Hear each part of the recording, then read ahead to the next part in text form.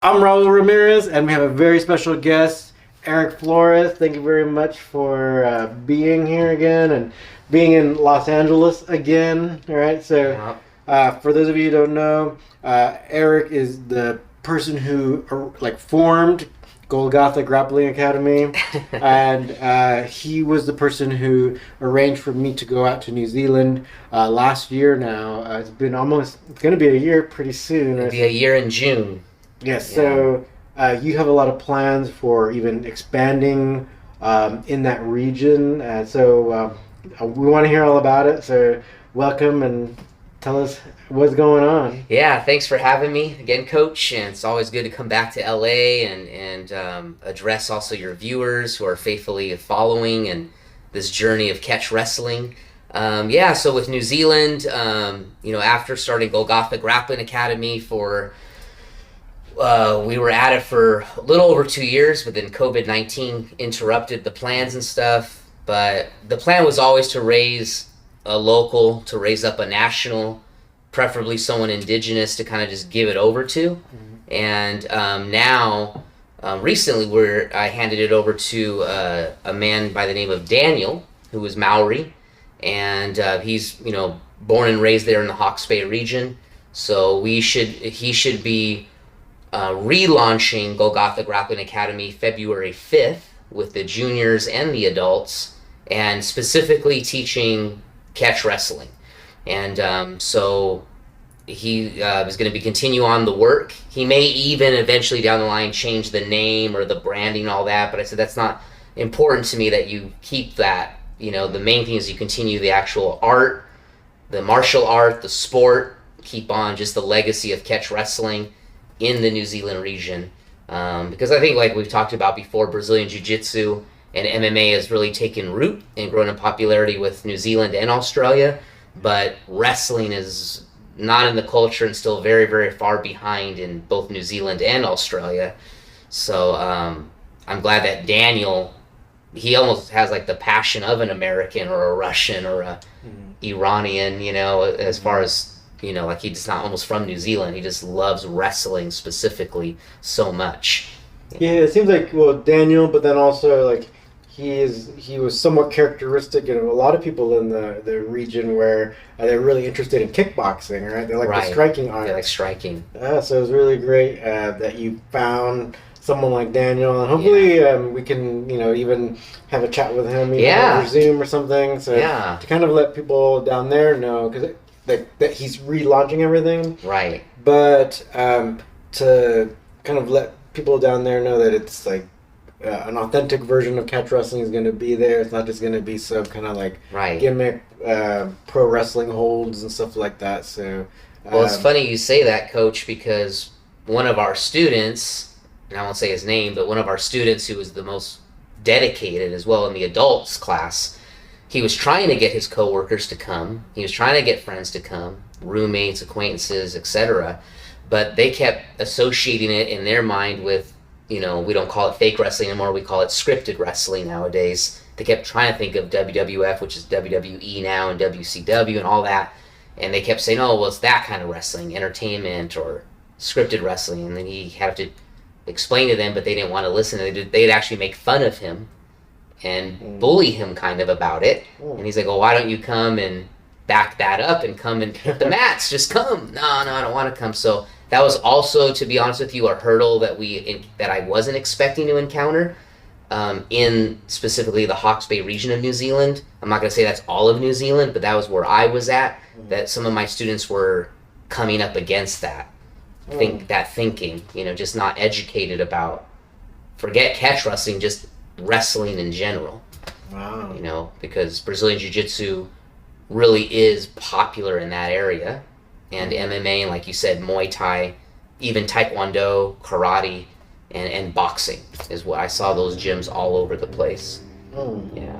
Oh no, it's really interesting. Like it's like you never know what kind of resistance you're going to come up against, right? Yeah. Even stuff like you wouldn't even think of. Yeah, I was really caught off guard as a coach, like when he came to me with it and told me why his sphere of influence wasn't listening to him.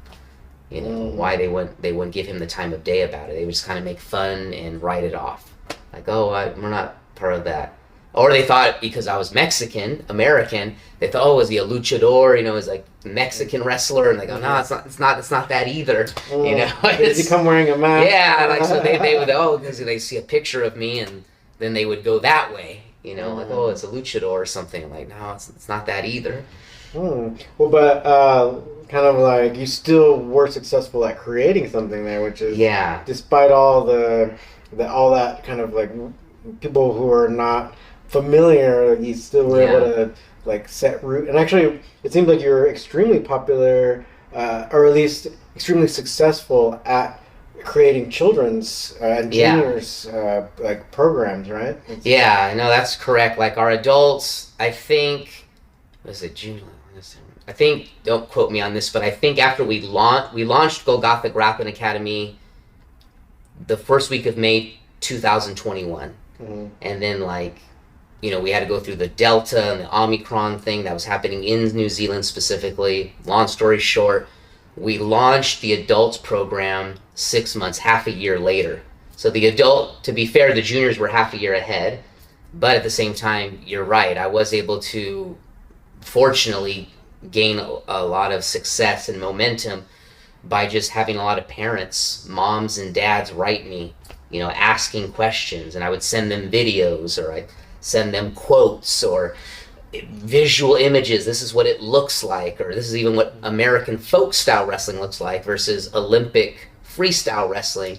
But catch wrestling's their parent, you know, and had to explain all that, and they were very good about supporting. And so yeah, and we did have some jiu-jitsu kids come from Gracie, the Gracie Jiu-Jitsu gym, and those other gyms to come try it out, and some of them loved it, you know. So you're right. I think it's but I think that's across the board. If you can get kids interested in having fun and their parents feel it's a good environment, then they're going to tell other parents, and tell the kids are going to tell their fellow students. That's actually how it grew, because my first students started telling their classmates, and then they would just come, you know. So yeah, because even I remember being there. Like I heard several parents talk about like where the kids might have been doing like even a striking art, like a karate or whatever, but then they preferred the wrestling stuff. So and I heard other parents talk about just how like the kids or their child really loved the wrestling in particular. So no matter what they were doing, or if they were not doing martial arts, it's like they wanted to be doing wrestling. So maybe the older generation or the adults, they were coming up with maybe some old kind of mindset or old kind of thinking, but it doesn't seem to be a problem with the juniors. So exactly, it sounds very promising in New Zealand. Yeah, they're more open-minded, I would say, and I think it's one of the benefits of YouTube and social media. In fact, now you got my memory jogging from those early days back in 2021. I remember dads would come up to me and they started looking up YouTube videos, and then they found your YouTube channel actually, and then saw some of the videos that we made like 5-6 years ago, and they go, oh, there's Eric and there's his coach, and then they started watching them pretty religiously, watching the videos and kind of getting sucked into it, and then started watching wrestling matches. And it was a bonding experience with the father and the son, or the father and the sons plural. You know, if a couple of the brothers I would train, you know, they'd watch it with their father, and it was a great bonding experience for them. So with that and social media, it does help, because then they had a visual, like that's what Eric's talking about. That's what it looks like, and that's what the athletes look like, or those are some of the techniques. That's okay. This is awesome. This is actually, it is a pretty, not just legit, but it's a pretty awesome martial art and sport. So that is one good thing about the modern era of technology, because they would just, I didn't tell them to look those things up. They just Google things and, like I said, YouTube things. Then they'd come to me at practice and, Eric, guess what I watched? And do you know who Jordan Burroughs is? Yes, I do know Jordan Burroughs. You know, and I was just like, actually, here's more about him. You know, and you know, just wrestling in general, just catching that fever, that bug. You know, I always say you should become a fan. You know, not a spectator, but as you become an athlete in this sport, martial art, and you're practicing it and you're studying this martial art, become a fan as well, and you'll get more passionate about coming to practice. So I was always trying to get my students to become fans as well. just like the pleasure of just watching and enjoying it as a viewer. Yeah, because even folk style and freestyle. I mean, there are a lot of great matches that occur. Even though they have even though their rule sets have like we say strayed a lot from the original catch wrestling. Right. There's still some like great athletes like Jordan Burroughs, like how your kids were discovering him. But yeah, there's so many. Even a lot of the women from other countries. Where there's like I think in one of the smallest weight divisions. One of the Japanese women, I can't remember her last name specifically. Yoshida? Her name, I think her first name is Yui, and then it starts with an S, but I can't remember. But she's just like dominating, but very creative in all the different moves, and so it won't just be like all double leg. It'll be a variety of techniques. So there's a lot of great athletes, not just from the United States, but from all over. So yeah, it's like I think that's a great point where it's like you can make the practitioner a fan, and then it only gives them one more reason to like keep at it, keep practicing, watching the different grappling events, but then and then they might want to compete themselves. Yeah, that's definitely true. Well, that's what happened with Hawk. Mm-hmm. One of my most dedicated student, not just out of juniors, but adults who you got to meet in River. He was the most consistent, but then he just started taking off on his own, and all his I wouldn't say idols, but his heroes started becoming American folk style freestyle wrestling champions, and Olympic champions, and I think that was also a great thing about being international, is you're able to share each other's cultures with each other. Mm-hmm. Like I used to quote, I introduced them to Dan Gable, and Dan Gable, I think he said back in an old interview that, the top, especially back then and even now, countries in the world with wrestling is the USA, Japan, Russia, and Iran. Mm-hmm. And Iran, he said that Russians were really strong, because they're known for their strict weightlifting regimen. The Japanese were slick and technical, but Iran, modern day Persia, was like our number one rival, where they're just good with positional wrestling and knowing where to put their bodies. And America is known for its grit and cardio, and so it was cool to kind of see the humility between both, and like, as I'm there in their country bringing this art, because we were the only official, out of the whole country, we're the only official catch wrestling, not just affiliated with Catch Wrestling Alliance, but no one else was teaching catch wrestling. They were teaching wrestling for MMA or wrestling for BJJ, but not this specific art and sport. So that was an honor for me to not just represent you as my coach and represent Catch Wrestling Alliance, but just pioneering to make history and bring the art to that island nation, but then you're humble, go that way, but then they're also like admire, even though it comes from Wigan, England, but they know that wrestling's a big part of our American culture. And unlike theirs, they go, man, we wish we grew up with it like you guys do. Some of them used to say that to me. We wish we had this, in our schools. It's not common here. Their national sport is rugby in New Zealand. So, yeah.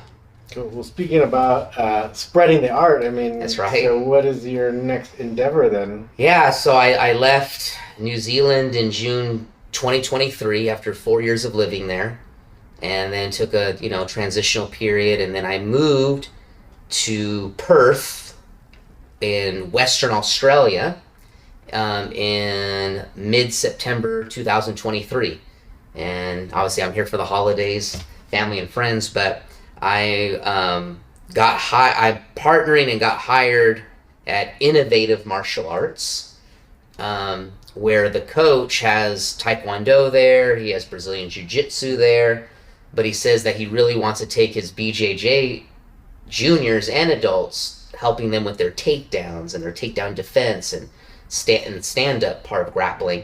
He's like, man, but we can't find any, it's hard to find, just like New Zealand and Australia, like wrestling coaches or wrestlers. It's not big there. He said, I was just going to hire a judo guy. He's like, but then we met, and he got excited And we got to know each other, and now when I'm going back to Australia in a couple weeks in February, but mid-February we're hoping to launch catch wrestling over there, innovative martial arts, to help specifically his no-gi BJJ athletes with their competitions and tournaments. So I'll be running Golgotha Grappling Academy as a partnership out of there, because I'll also be able to give private lessons to adult and juniors, not just doing group classes. And of course we'll sprinkle in some American folk style wrestling in the curriculum, but because he specifically wants me to help his no-gi BJJ athletes, we're gonna focus on catch wrestling like 90% of the time. Yeah, no, that's good. Are they? So I don't know anything about the school, but are they doing kind of like more of a IBJJF version of jiu-jitsu, or are they kind of more interested in like the sub only? Or Oh, good question, Coach. You know what? I actually don't know that. His name's Damien. Damien, who's the gym owner and head coach, who's just a great guy. His specialty is Taekwondo. So he's a black belt in that and done that for decades. Now he does have a Brazilian there who is a Brazilian Jiu-Jitsu black belt. He does the gi and no-gi program, and he's been there for 2.5 years, I think. And he's really taking the kids to the next level and the adults. But I haven't really had that conversation with Professor Eddie, they call him, to ask him what the focus is. Is it IBJJF point systems? Is it ADCC? Is it sub only? What is your goals? So I definitely probably need to ask that before we go into our catch wrestling program. Yeah, because I do know. Well, I think that region is, say, for jiu-jitsu and like no-gi in particular, I think it's popular enough, because like all the time I spent in Singapore, some of the people who would take my seminars, they ended up becoming the people who ran the ADCC for that region. Oh, okay. And so I think, well, I'm sure that since there's several types of tournaments that go on, IBJJF of course is there. So I guess like if they're open to, or if students want to do that type of no-gi, then you'll definitely be an asset. Yeah. Of course, you'll be an asset no matter what, even if they stick with IBJJF or whatever. But I think I think like catch wrestling could be very I guess what I'm trying to say is that place is really like it's up and coming with all the grappling stuff. I think it is kind of growing with interest and stuff. So catch wrestling there would really help elevate like this, especially for ADCC rules and like sub only. It's being able to control the other person, pin them down, and then set up your submission. It'd be so good. So hopefully the school you're at, they have students that want to be doing like if they want to do IBJJF, fine. But if they want to, hopefully they want to do like sub only, and also ADCC rules that is like kind of half sub only and then half points or whatever. But at least the first half they can go all out with the catch wrestling and see if they can't get those subs before the points start getting counted. Yeah, and like you said, either way it'll be an asset to them, because the gym owner and head coach Damien Marin's his name, great guy, shout out to him. He really, really wants them to build their confidence with the stand-up part of the grappling, not always having to pull guard and things like that. So like I said, if he didn't find me, he said I was going to be honest, I was just going to give up and hire a judo coach. Because he really wants to help them. So wrestling's going to give them that. It's going to give them that confidence in the neutral position and the stand-up game. And I always tell my students, wrestling is not just about your superpower to take someone down. Because I always say, who here likes to be manhandled or ragdolled? Of course, no one raises their hand. And I say, well, that's also the focus that, even for me personally, is I wanted to learn self-defense, that someone can't just grab me at will and have their way with me and slam me to the ground, no matter if it's pavement or grass or a mat.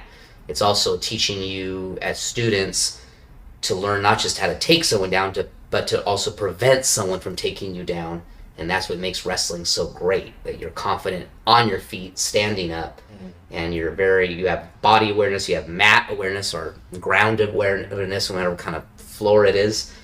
And so that's also, I think, what Professor Damien, or Coach Damien, he also is part of like anti-bullying campaigns and programs in Perth, Australia.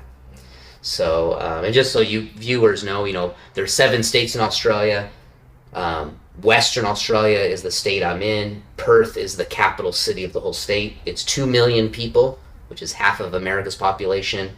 It's a city on the beach like LA. It's near the Indian Ocean. It's got 2 rivers going through the actual city, like the Swan River and the Canning River. Very beautiful, nice city. And at the same time, there's a lot of room, like you said, to pioneer. But he is a part of the anti-bullying program and campaign and involved with all that. So we also were like-minded with that, teaching especially the kids, confidence and self-defense. So more than just sport and competition, like when I was in Whangarei, a lot of most of the students actually just signed up because of self-defense. Competition in sport was the second reason why they were doing it, but number one was always protecting themselves against bullies, just like Hawk.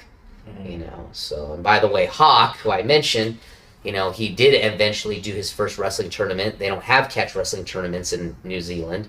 They don't, of course, have American folk style wrestling, so they only have freestyle. So we did the freestyle, and he won the bronze medal, and even got a pin on the way to bronze. Nice. And not only that, he overcame his bully. He where they're going to relaunch Golgotha is actually in Flaxmere. It's part of the Hastings district. So we were in Hastings, in the Hawke's Bay region. Now they're going to relaunch in Flaxmere, which is more of kind of like the ghetto of that part of Hawke's Bay. It's like a rougher part. And there's a community center there. And Hawk was going to public school. Long story short, he finally called his bully out to the courtyard and used his wrestling to take him down and control him, subdue him. And all the boys cheered and clapped for Hawk. And he got the respect of his bully that day, and no one messes with him anymore. So more than his bronze medal, I was more just proud of that. And he didn't even overly hurt the kid or submit him, but he knew enough wrestling just to let him know, don't pick on me. Yeah. So Hawk is 12. He'll be 13 this July, so he's young still. Wow. But he loves wrestling so much. So.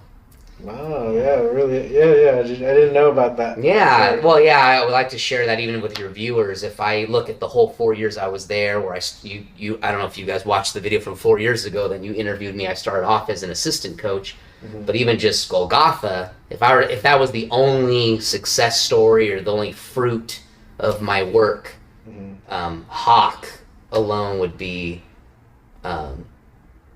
worth it, if you will. Well, there was this quote that I found probably, I want to say 4 years ago, that I always thought about, and it's actually by Billy Graham.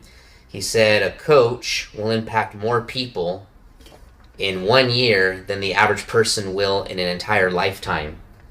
And another way he put it was, a coach will impact more young people in 1 year than the average person will in an entire lifetime. And so, when I came into a coaching role, I took that really, really to heart, and said, all right, it's also, you're a mentor, you're a role model. There's the epidemic of, I think we've talked about this before, even off camera, like the fatherless generation, where not just here in the US, but New Zealand and Australia have the same thing, where a lot of kids don't have a father. It's like an epidemic or whatever. And so to use martial arts and to use this combat sport, if you will, to help young men channel their angst or their confusion or their anger or whatever. It's just, I've just had so many mums, they call them mums instead of moms, come up to me in New Zealand and say, thank you for this. It's helping my son, or it's helping my daughter,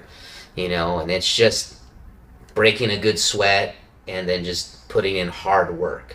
like I said, and that's where we're able to bring that grit and that cardio, even just in American culture, in that sense of wrestling, where they want to sweat, they want to like give it their all on the mats. So that's been really cool. Yeah, actually, real briefly, it really made me think of something because there is a lot of research being done because like coaching and say like winning like a big like say NFL Super Bowls or NBA championships and stuff.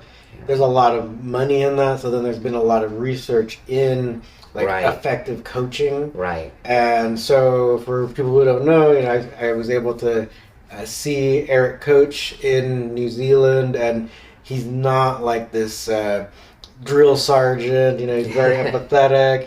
The children like love just coming to your class, taking your class. So, and your style of coaching is exactly the style that is considered through research like the most effective, right? It's actually more of an empathetic style. You still do a lot of work when you during the class time or during the training time, right? But it's not negative, and you're not like tearing people's like their self-esteem down. It's not like that whole idea where it's like go tear them down and build them up. It's like no, you're actually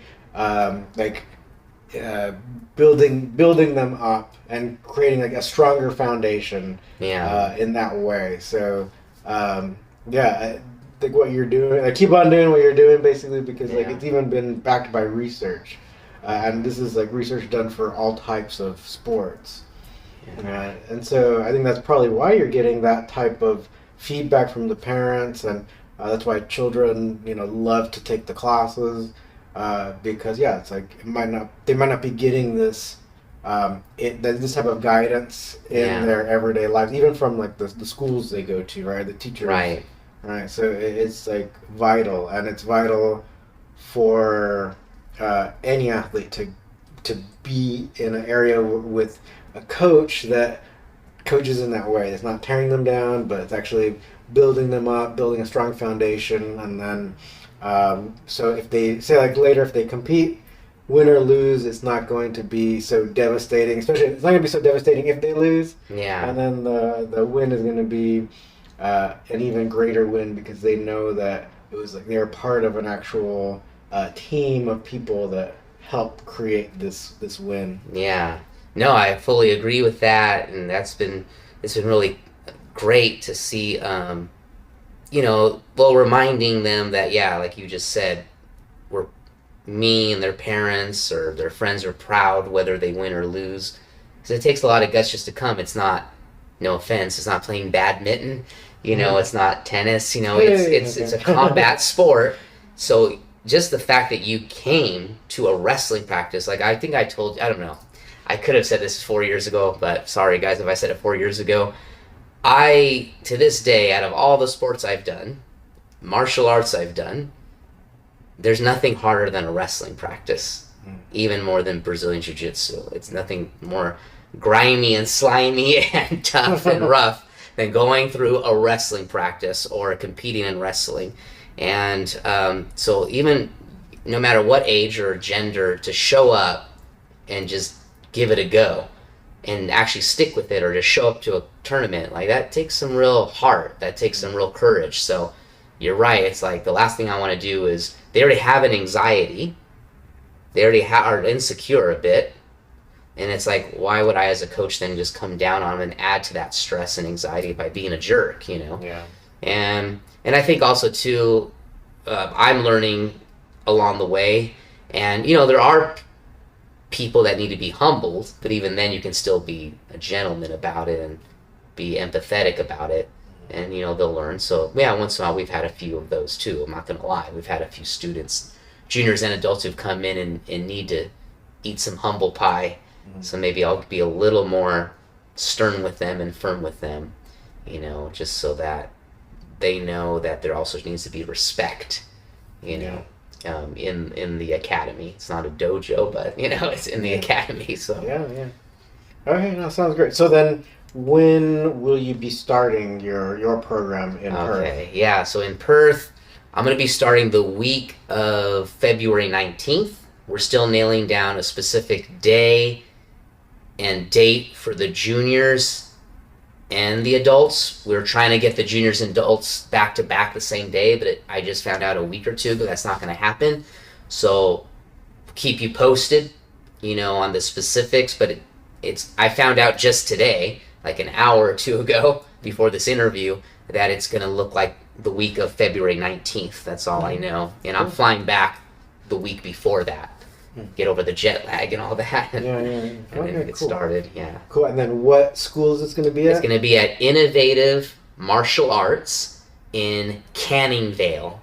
So that's South Perth, and south of the Swan River, for those of you who are local.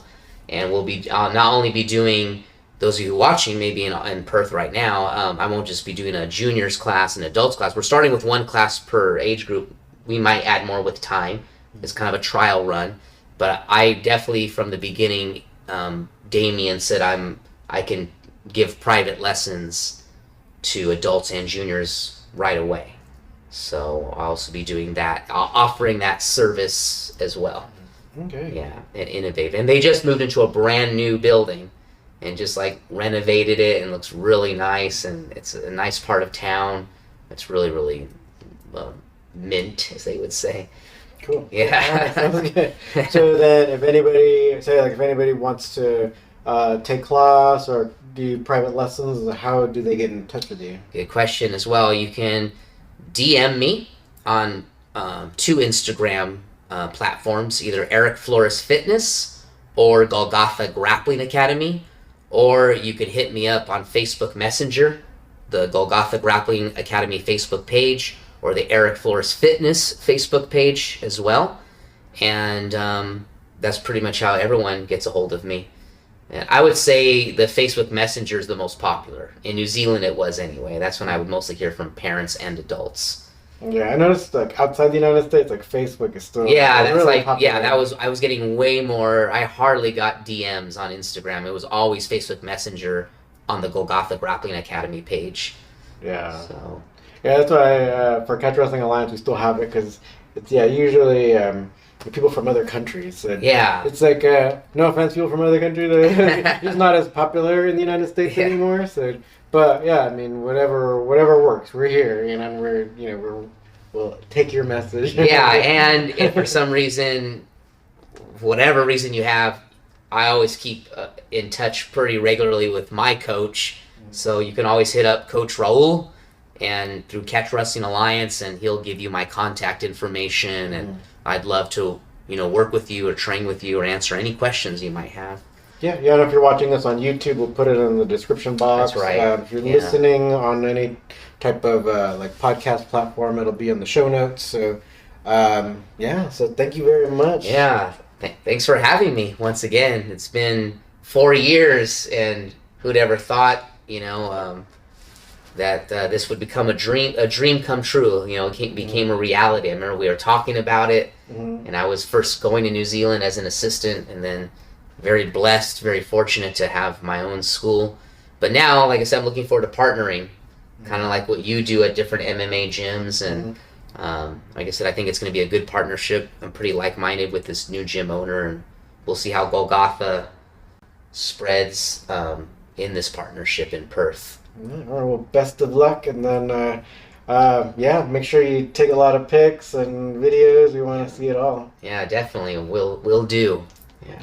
Well, thanks, and then hope to see you again soon. Definitely give you an update, and appreciate it, Coach. Yeah.